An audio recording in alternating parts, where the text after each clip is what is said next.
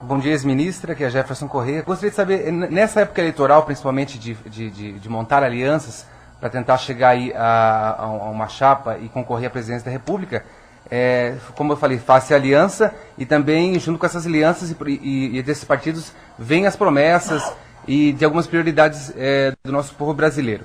Depois que se elege, acaba se esquecendo de algumas promessas. Caso a senhora se eleja, algumas promessas que talvez serão feitas ou já estão sendo feitas vão ser esquecidas. No caso, por exemplo, da duplicação da nossa BR-280 aqui no Litoral Norte, que liga a região do Vale do Itapucu até o Porto de São Francisco do Sul. E da 101 também. Isso, e da BR-101 também isso.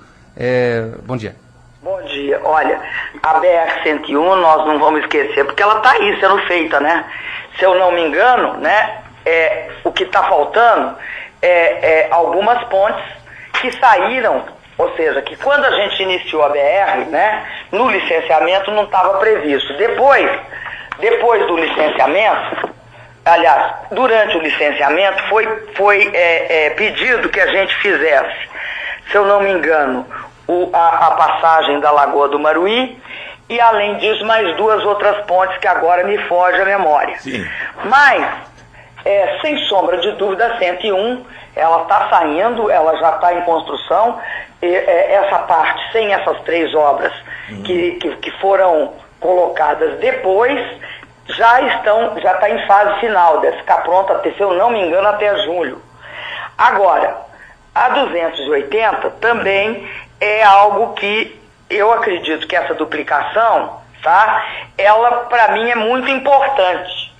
E ela tem que ser colocada como sendo um projeto essencial para a logística e o escoamento da produção aí em Santa Catarina. A gente não vai esquecer o que promete. Tá bom, tá ótimo. Porque nós não esquecemos durante o governo do presidente Lula. Eu fui ministra-chefe da Casa Civil e participei da coordenação dos projetos de governo. Aí, em Santa Catarina, por exemplo, você veja que era muito importante o contorno aí de Joinville. Por que o contorno de Joinville era importante? Porque aí na região nós tínhamos um problema sério. É um empreendimento de 18 quilômetros que vai eliminar os conflitos entre o tráfego ferroviário e o sistema viário urbano. Vai diminuir o risco de acidentes nas 14 passagens de nível que tem aí. Então, todos os grandes projetos para a região nós temos realizado. Temos feito uma série de investimentos, tanto em Santa Catarina quanto em Joinville, na área de habitação e saneamento. O que é o nosso compromisso? O nosso compromisso do ponto de vista da infraestrutura, obras estruturantes. Por exemplo, nós estamos estudando aí as ferrovias que ligam os 3 portos, né, aí de Santa Catarina. Estamos estudando também a chamada Ferrovia do Frango e estamos com vários projetos aí dirigidos para o futuro nessa área de infraestrutura logística. Na área de energia, eu queria destacar uma coisa muito importante que aconteceu em Santa Catarina. Vocês lembram? Lembro. Que Florianópolis virava e mexia no verão, apagava tudo quanto é luz. Havia um baita apagão lá em Florianópolis. Por quê? A ligação do continente com a ilha era feita de forma precária, numa linha de transmissão inadequada, que era até estadual, não era federal. Nós tomamos a linha para nós, fizemos a ligação em alta tensão e hoje a ilha pode crescer. A mesma coisa foi feita aí. Aqui em Joinville. O que é muito importante, a subestação Joinville Norte. É verdade. Aqui foi uma grande obra para Joinville. Isso para provar que na área de energia também nós tomamos posição. Aí fizemos. Você veja que a subestação de Joinville permite que Joinville segure a criação de 6 mil empregos este ano, sem riscos de você ter problemas de fornecimento de energia elétrica para as empresas. Então o futuro é o seguinte: nós vamos continuar fazendo esses projetos estruturantes, que são aqueles que levam Santa Catarina na trilha do crescimento.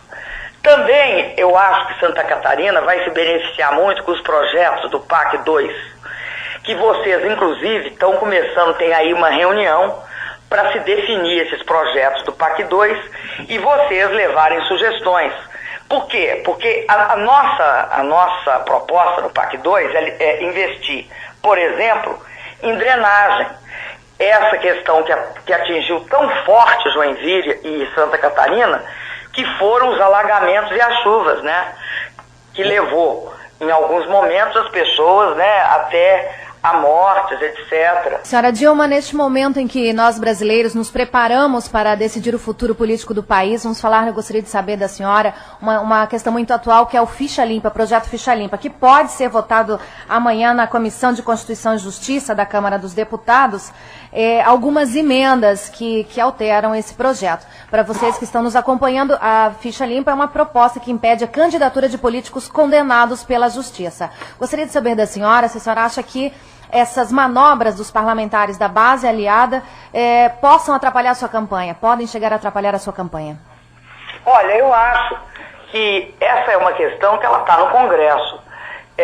Quando a gente olha essa relação entre o Executivo e o Legislativo, nós temos de sempre respeitar as decisões do Congresso. Acho que o Congresso, ele vai ser soberano para decidir sobre ficha limpa, ele vai ser soberano para decidir sobre reforma política, ele é soberano. Nós não podemos deixar de considerar que hoje o relator do projeto Ficha Limpa é o José Eduardo Martins Cardoso, e ele está com emenda específica sobre isso, e ele, tenho certeza, vai estruturar e está buscando estruturar um consenso para viabilizar a aprovação disso. Agora, veja bem, essa é uma questão de deputados, senadores, não é uma questão que pode, por exemplo, eu posso ficar interferindo. Agora, te dou essa informação sobre o Zé Eduardo,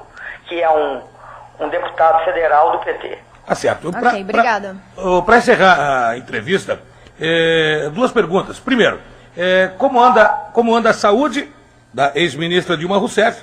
E a segunda pergunta é a seguinte: por que a senhora acha que deveria ser presidente da República? E quais as suas primeiras ações, se eleita fosse, nesse pleito? Eu vou começar te respondendo o seguinte: já sabe, a minha saúde, eu acho que, até falo isso, não só para mim, mas é muito importante certas experiências a gente compartilhar com todos os ouvintes. O câncer é uma doença curável, principalmente quando você detecta desde o início. Eu tive sorte de detectar desde o início. Agora, a gente é que derrota o câncer. É a gente olhando para dentro da gente mesmo e buscando forças para derrotar o câncer. Também são o apoio dos amigos, é o apoio também. Eu tive a sorte também de ter um apoio muito generoso da população brasileira, que me mandou medalhas, me mandou santinho, me mandou desejos de cura, e também toda essa força, essas preces que foram dedicadas a mim, que eu agradeço imensamente. Então eu digo isso para quem estiver passando pelo que eu passei, perfeitamente derrotado. Se a gente busca isso, tem apoio e toca o barco em frente. Maravilha. Bom, eu quero dizer que para mim, ser hoje pré-candidato à presidência não é um projeto de natureza pessoal, né? Eu fui convocado pelo meu partido, pelo presidente Lula, pelos partidos aliados. Eu me sinto em condições de realizar bem essa tarefa. Eu sei o que fazer, sei como fazer. Eu participei como ministra-chefe da Casa Civil de todas as grandes decisões dos grandes projetos do governo do presidente Lula. Coordenei os ministérios. Junto com o presidente, criei o programa Luz para Todos, o programa Minha Casa Minha Vida, o PAC 1, e deixei tudo pronto para a largada do PAC 2. Eu sou pré-candidata para dar continuidade a esse processo, para não deixar ele parar e para fazê-lo avançar. E, acima de tudo, eu acho que, como cada um dos que estão assistindo esse programa, os ouvintes aí da rádio Jovem Pan, eu amo esse país e quero construir o melhor para ele. E me sinto em condições porque tenho experiência nessa área.